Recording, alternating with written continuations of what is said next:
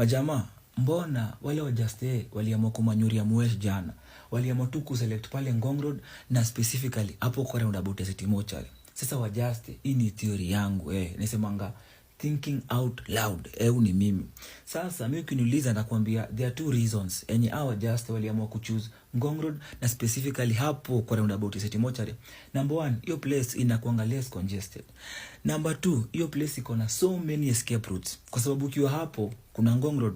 Ngong Road unaweza uka access CBD. The same Ngong Road unaweza access ukienda Ngong, ukiingia Kibera, ukiingia Kawangware, different areas unaweza uka escape. Then ukiwa kwa hiyo roundabout still you can access Valley Road. Na ukiwa kwa Valley Road pia unaweza enda ukienda Ngatao, unaweza rudi Kudivi, Kihalingam, so pia kuna so many escape route. The same time ukiwa hapo kwa roundabout ya City Mochari hapo Ngong Road bado unaweza access Mbagathi Road yenye sasa inaitwa Raila Odinga Way. Na ukikamneo njia si unakam kuja hizo pande za South ni South B, ukiingia ukienda. So those guys they were smart enough to choose hiyo area. Na utapata wa just wanaweza kuwa walikuwa wametrail mheshimiwa kutoka mchana, walikuwa tu rada yake na mheshimiwa anasemekana mchana alikuwa kwa bunge.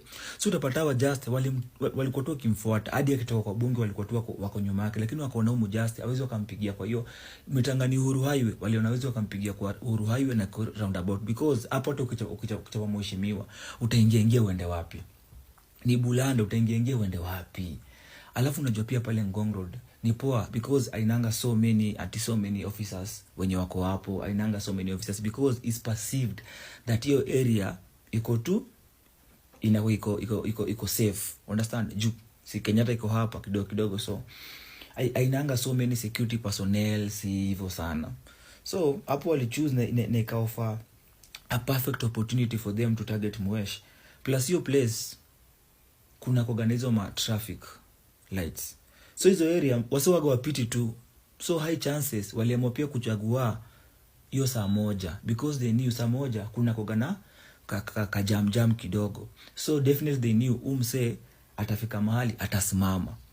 Na hiyo kwa cover of darkness pia ni rahisi ku execute whatever you want to execute. So for them ukipiga 1+1 everything will work out perfectly for them when walikuwa wamepanga. Na make it easier for them even to disappear. Walikuwa janja sana. Hao jamaa walikuwa janja. Na utakuja wao walikuwa smart ni because hiyo place walichapia Mwesh na Nairobi hospital ni hapa na pale.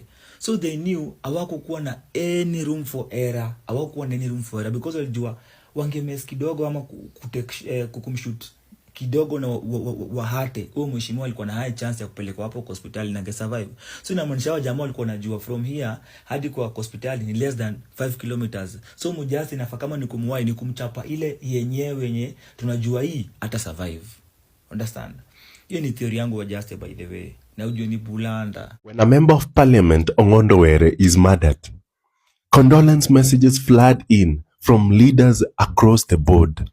There are calls for expedited investigations. But when we from the other Kenya are murdered, they sympathize and move on. No need to dwell on that. People are killed all the time across the globe. So let's move on. And now we are caught in a moral dilemma of whether to celebrate the death of another oppressor or to be good Christians and pray for the soul of that MP.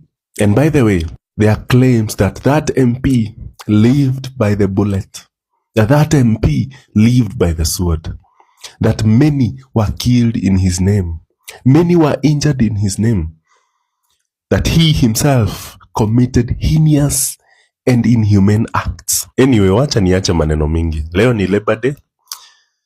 So Wakenya wenzangu wenye tutasympathiziwa na wa move on. Happy Labor Day. Ruto ni nyang'au yule anamaliza nchi. Na mimi simuogopi. I only respect God. I adore and respect God, not a human being. Wale wanawapigia magoti ni wale wa kasipul, wale wamemniweka bunge. You killed Honorable Charles Were. You made a mistake. Ungeua Opondo Kaluma is the Kenya's enemy. Ungeua Opondo Kaluma. Ama ule mwingine Oria wa Northeastern, ule Msomalia, ule mwenye si Mkenya.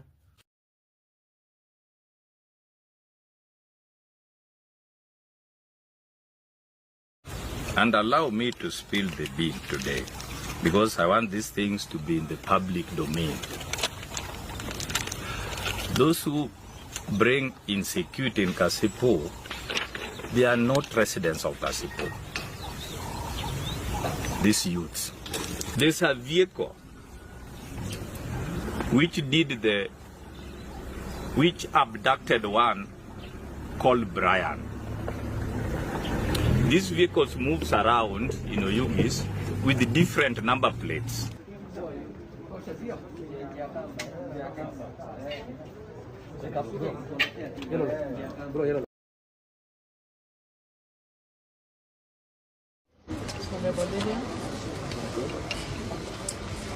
Thank you very much. Allow me to pass my condolences to the great people of Kasipul, the entire Homa Bay.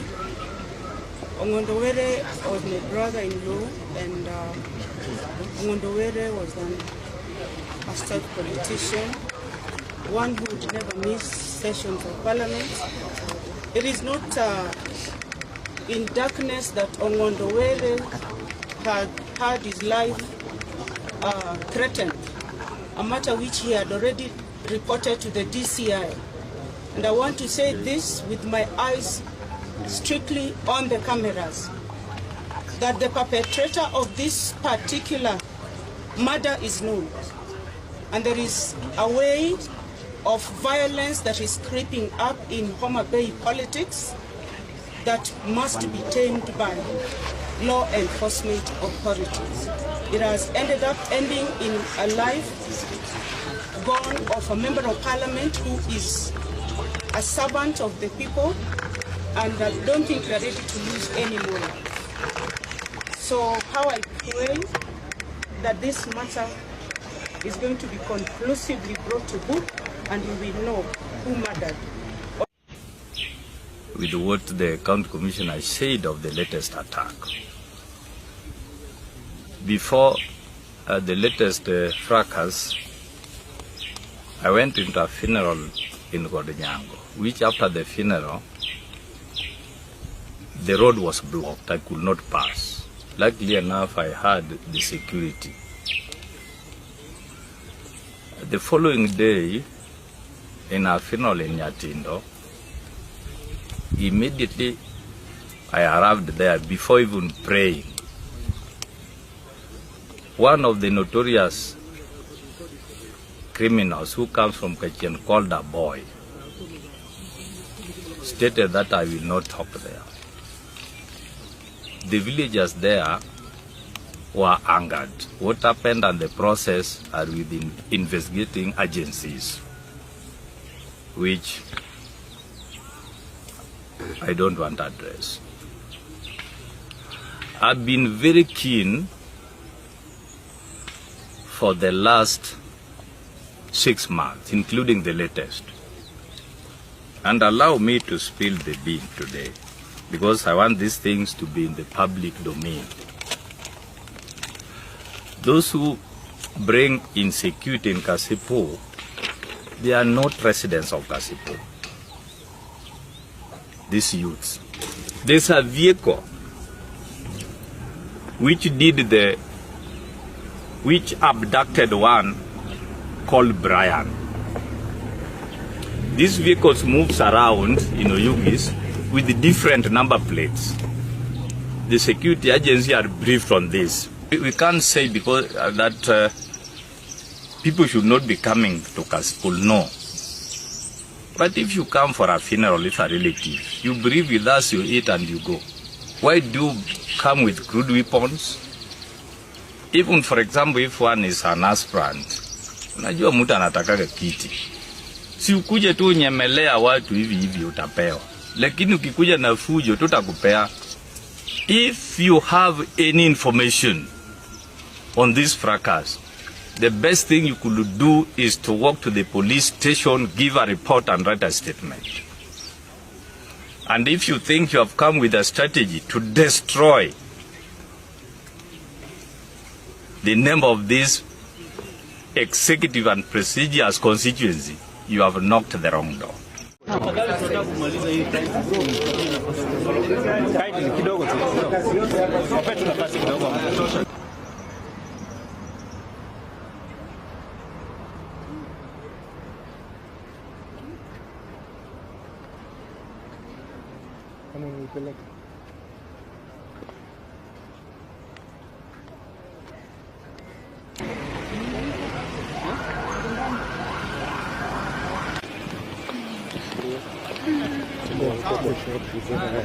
Huyo mzee analia huko nyuma. Hapo sawa, hapo sawa.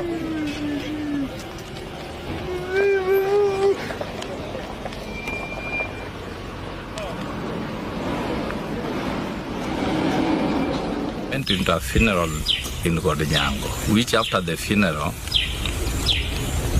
the road was blocked. I could not pass. Luckily enough, I had the security. The following day, in a funeral in Yatindo, immediately I arrived there before even praying. One of the notorious criminals who comes from Kachien called a boy stated that I will not talk there. The villagers there were angered. What happened and the process are we... Kumbe siasa iko na faida. Hata mimi siku ile nitapumzika. Naomba watu ya ODM nyinyi uniwekee ni bandera na nyinyi ukuje kwa fujo. Ukitoa maombi, ubudu Bwana, utengeshi ukalu ya Bwana, maisha iko kwako muno. Nimechekiwa na siasa wako na wasiwasi sana, na kwanza kama ma MPs unajua jana kuna one of the MP mwenye alishutiwa anaitwa Charles Ong'ondo Were. Alishutiwa tu akiwa hapo hivyo mazee kwa Nairobi City Mortuary roundabout hapo tu. Msee alikuja na nduthi akashuka, alafu akampiga maridhe, alafu Bazenga akapanda nduthi akaingia. Then some bodyguard wakiwa hapo ndio akampeleka kwa hosi. Unanipata? Sasa Peter Kalerwa anasema hawa mabodyguard wenye walikuwa on that scene because hawakufire na hawakudo anything, ama Bazenga inafaa kwanza investigations zianzie hapo hivyo. Na hebu nikuulize, unajua big up kwanza watu wa Citizen mazee, footage nimetoa kwenu. Kuna footage nimecheki pale Citizen ya mpaka hiyo gari atiliendeshwa, na mpaka nikaona au mabodyguard wawili kama wamekaa hapo nyuma, bado kuna mwingine alikuwa amekaa mbele. Nikajiuliza, hizi ni kutampa na evidence ama ni namna gani? Caleb Amisi Saboti Lawmaker anasema that huyu Bazenga alikuwa amembongesha jana. Kwanza story yenye kwa hapa hivi ni ati jana Charles Ong'ondo Were alikuwa ameshinda kwa bunge. In fact sasa huyu Ong'ondo Were wa bunge wa Kibonga ni yule msee mwenye lazima tu atokelezea kwa ma sessions. Unanipata? So lazima angekuanga kwa bunge. Amisi anasema that wa Kibonga na Ong'ondo Were masaa fulani before agenye, Ong'ondo Were alimwambia ni aje mzee, kuna masaa fulani za takatubonge. Then Sandy Amisi anasema that ni very sad kusikia huyu Bazenga amegenya some few hours after amemwambia that mambo yake sio mzuri. Unanipata? Hapa hivi tuko na Homa Bay Women Rep. Homa Bay Women Rep. Homa Bay Women Rep naye anasema aje that Were ni ukweli alikuwa kwa bunge, na mpaka around 7 huyu Homa Bay Women Rep anasema that alipita Charles Ong'ondo kwa parliament exit kama akona watu 5 akiwabongesha. So I think watu 5 pia wakiitwa waongeleshwe inaweza kuwa ni fiti ama ni namna gani. Then sasa kuna in-law wa Charles Ong'ondo Were. Huyu alikuwa anasema the same that hajawi miss session, na bado Were alikuwa amesema that life yake iko under threat na sio gizani, like alikuwa amesemanga in broad daylight. Maka ukitafuta hizo ma video utazicheki. Kulingana huyu in-law anasema that the perpetrator already anajulikana. Unacheki? Now huyu in-law alikuwa anasema that zile politics ziko pande ya Homa Bay ni zingine noma. Like nimeshangaa, kwani uko Homa Bay mazena vile sikiangi kama kuna mboemboe, kwani uko politics ni ngori ni aje? Juski sasa huyu in-law alikuwa anasema that sasa zime result in an MP kukua amegenyeshwa. PS Omolo, PS wa interior mazee, usikie pia alikuwa hiyo mtaani. Alikuwa anasema that investigation mazee ndio zinaanzishwa, na alikuwa anaambia watu wa Kasipul hiyo mtaa mazee watulie mazee, wa calm, sababu bado identity ya ule perpetrator haijajulikana. Na huyu in-law anasema yeye na yako rada perpetrator, so si wakiongea tu anaweza wakajua hizo vitu. Juu mimi nikiwatch au ma MPs wa Kibonga ama ndio wanasiasa, kwa hiyo footage nasema nimecheki pale Citizen, usikia sasa wajanikalia watu hawajui story. Like kuna watu walikuwa na check tu hivi mazee uko zile za aidhuru. Junet anasema sasa condolences za ODM zimefika through baba, na bado anasema that anaomba God asimame na hiyo familia. Honorable Speaker, I want to bring to attention of this House something of national importance that has been happening in the last 2 days. And this is a matter that has been aired on our media stations and televisions called Bloodbath Parliament. Honorable Speaker, that documentary was run by BBC World Service, and it's been run through our national media stations. And it captures or talks about the event that happened in June the 25th. A very sad day indeed. Tragic and shameful. Tragic in the sense that we lost lives of our fellow Kenyans.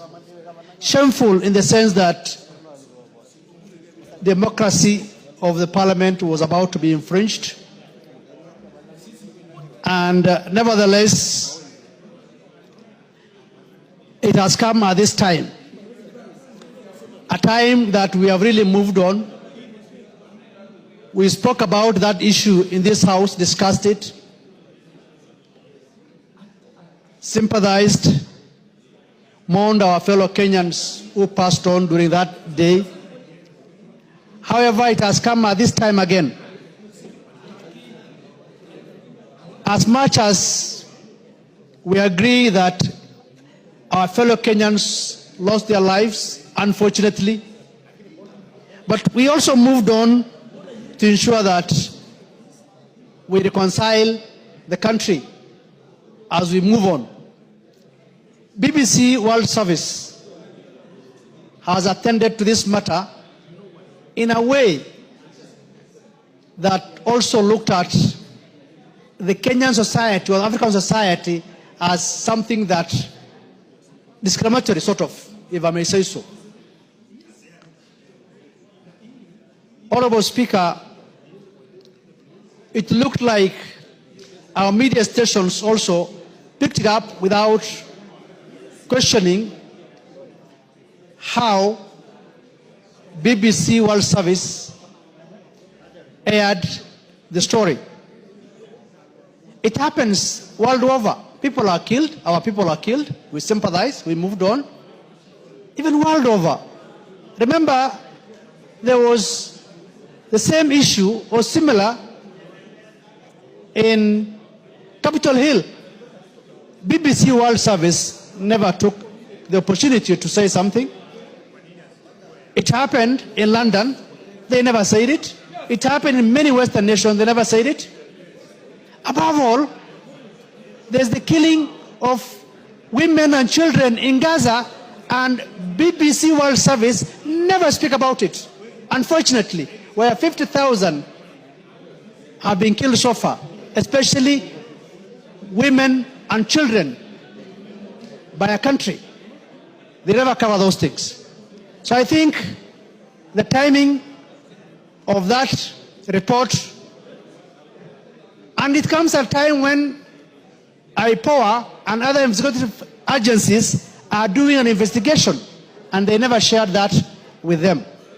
Let us not subjugate or discriminate against our own agencies that we think are doing their jobs. It's a matter of us saying, let us ensure that they have capacity to do their job. But let us not clap hands for foreigners who always come and say, this is wrong, what you are doing. Pointing fingers at whatever we do. BBC is a world-renowned station, media station. They have never talked about the genocide that is happening in Gaza, and yet it's a world service. But they want to incite at this time. So, Honorable Speaker, I think why I'm raising this point, because the title itself talks about Bloodbath Parliament. They should have talked about the protests that happened that day in Kenya or Nairobi, but they chose to use the term Bloodbath Parliament. That is to also see Parliament in a very bad light. This doesn't mean that we don't sympathize with our Kenyans who have been killed. We did here. We mourned them. We empathized with them. We sympathized with them. But the timings of this report by BBC World is unfortunate. And it touches on lack of patriotism also on our part, trying to showcase things done by a foreign media. I want to take on BBC World. Please go to Gaza and report also what is happening in Gaza as well. Honorable Speaker, I wanted to bring that to attention of the House so that they are also aware that this is a national matter that is happening in our soil. Thank you very much, Honorable. What are we hearing? Well, right now, Jeff, we are here at the Nairobi Hospital and the members of Parliament are just streaming in. Right now, there are so many vehicles that are coming in and out of Nairobi Hospital. We have seen some members of Parliament coming in to just confirm and be sure about that shooting that has been reported, the fatal shooting of the MP for Kasipul, Ongondo Charles Were. And of course, we have been here.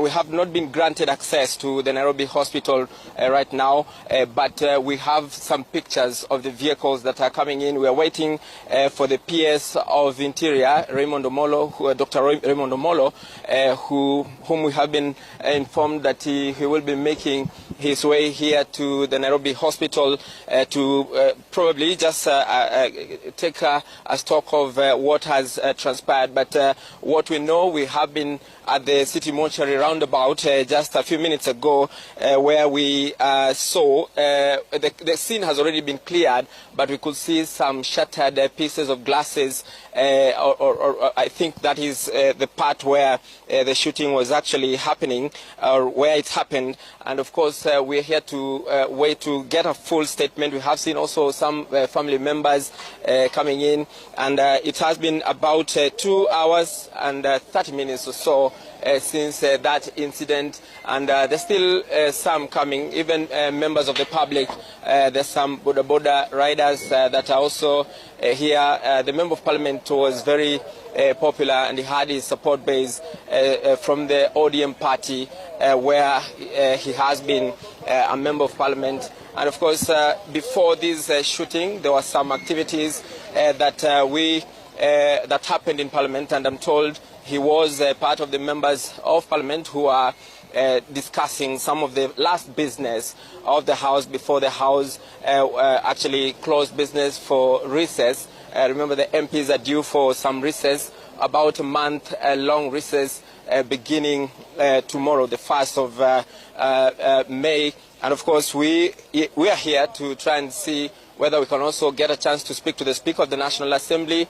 There's some who are still coming in. We hope that we'll get a chance, but it is a situation that has sent shockwaves across the country and beyond, and it reminds the country of the happenings of a few years ago in 2015, when the Member of Parliament for Kabete then, George Mushai, was shot and killed at the Nairobi Central Business District a few hours of Saturday morning, where he was actually traveling with his family in a separate vehicle, and he was shot dead. And this is just a situation that continues to ask questions about the security of the police, the members of Parliament, and even the general public. But even before this incident, there were cases where the MP complained that his life was in danger. There are pictures of him some time back when he was in his constituency, where he complained of being attacked by some goons that he says were organized to disrupt his meeting. And it is a situation that unfolded in East Kamagak Ward in Kasipul constituency, Homa Bay County, where a scuffle broke out and the MP was actually injured and his vehicle vandalized. And of course, we'll be here to give you the full picture, especially when we see the members of Parliament come here to address us, and of course the CS or the PS for Interior, Raymond Omolo. Back to you, Jeff. All right, Emmanuel To, thanks so much for that update.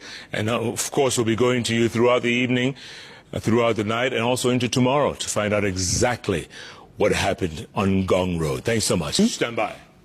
That breaking story continues. Minority Leader Junet Mohammed is speaking at outside Lee Funeral Home. It's breaking news after the shooting, gunning down of Kasipul Member of Parliament Were. Let's go straight and listen. With the family of Honorable Ngondo Were. We were with him today in Parliament, as she said, the whole afternoon, and he left, I think, barely 30 minutes before he met his death. So we would like to ask the police to investigate this matter thoroughly and share with Kenyans as fast as possible what happened to our colleague, Honorable Ngondo Were. Lastly, I would like also to condole with the family and convey message of condolences from our party, the ODM party.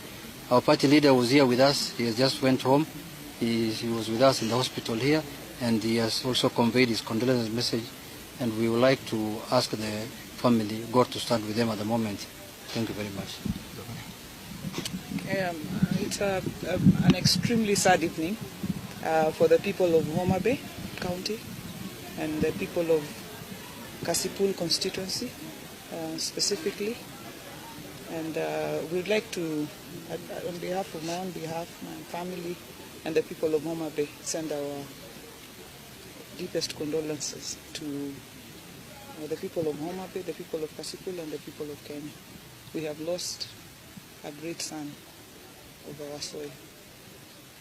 A great son of our soil has been murdered this evening. Please. So first, I would want to convey my condolences to the family of the Honorable Ngondo Were, his colleagues from Parliament, and the people of Kasipul. This is a very tragic event that has happened this evening. I have had the opportunity to engage with officers in government. The Inspector General of Police is here, the DCI is here, the Regional Police Commander is here. What we have a preliminary report of what transpired, but investigations are ongoing to establish what actually happened. I want to also convey condolences from His Excellency the President. I spoke to him while I was coming here, as well as my minister.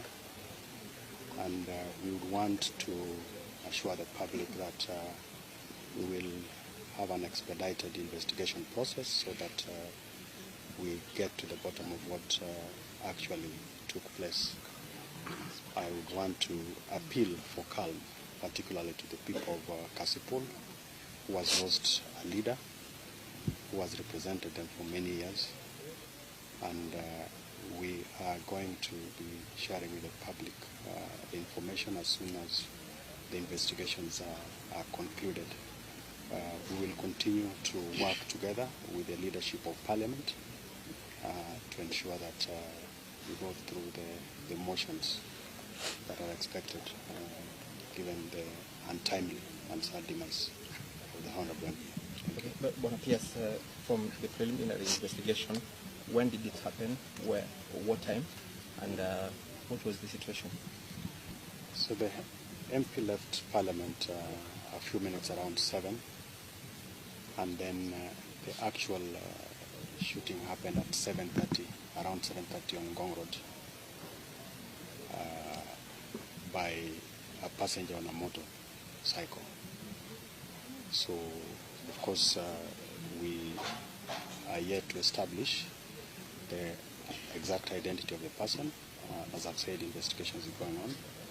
And the driver and the bodyguard brought the late to Nairobi Hospital when this happened. It appears that this assassin or assailant was trailing the car from town. Yeah. We'll give Honorable Kaluma a chance to give the message from the Speaker of the National Assembly. Okay, let's start with Mheshimiwa here. I just want to take a, sorry? I'm holding it. Okay. I want to take this time to say I'm appalled, I'm saddened I cannot even imagine this kind of thing can really happen. On behalf of Rachuanyo as a whole, Rachuanyo, the 4 sub-counties, let me send my condolences to the family and to the kasipul people. We are really condoling with you.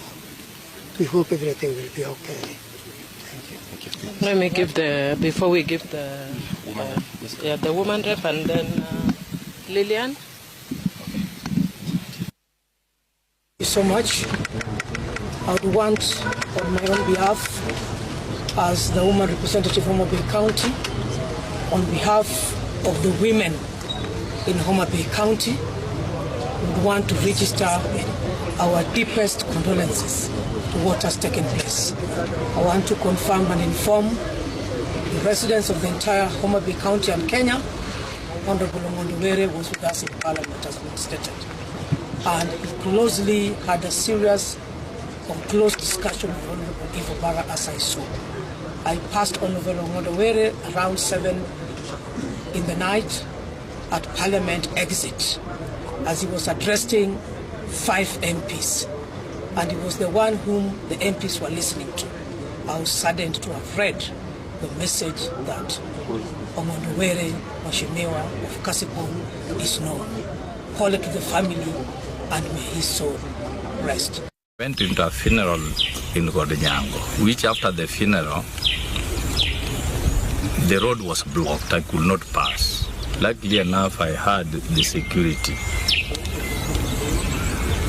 The following day, in a funeral in Yatindo, immediately I arrived there before even praying. One of the notorious criminals who comes from Kachin called a boy stated that I will not talk there. The villagers there were angered. What happened and the process are we... Now, while in Parliament he was a fierce defender of his people and his party, back at home Ongondo Were seemed to have a really different CV. Social media posts by some of his constituents paint the picture of a fierce MP, someone who ruled with an iron fist and who often left a trail of bloodshed wherever he went. For instance, this is a video posted by a TikTok user called Ogada Bill Clinton on the 8th of April this year. This is what they've done to my brother. My bro saved me when they were killing me, man. Ongondo Were is killing our people. He has decided that he's going to kill everybody. And then there's this leaked audio of him allegedly threatening a constituent. Hello. Hello? Good morning. Good morning. Is your head assisting you? Manonga.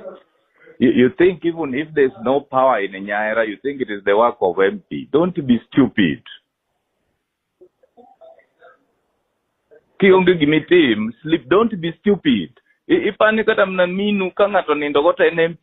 Stupid. And there's more and more. So then the big question is whether the unaliving could have been an act of revenge. Ruto ni nyang'au yule anamaliza nchi. Na mimi simwogopi. I only respect God. I adore. The people who are messing us here on a DCC ni hawa serial thieves, and we know them. We know them. They are in security by themselves. Wale wanaleta shida hapa Kasipul, si watu ya Kasipul. Wengine wanatoka Migori, wengine wanatoka Kisumu, wanakodeshwa kukuja. Hata jana saa 2 mkutano ilikuwa Pikadili. Former MCA moja hapa na mtu anaitwa Ongati alisema wanangoja mkutano ile nitakuwa plain police from outside Kasipul iwekwe, and that's why I want to speak. Iwekwe alafu youth iwe hired from Kisumu wakuje waanza kuleta chaos ndio nipigwe risasi.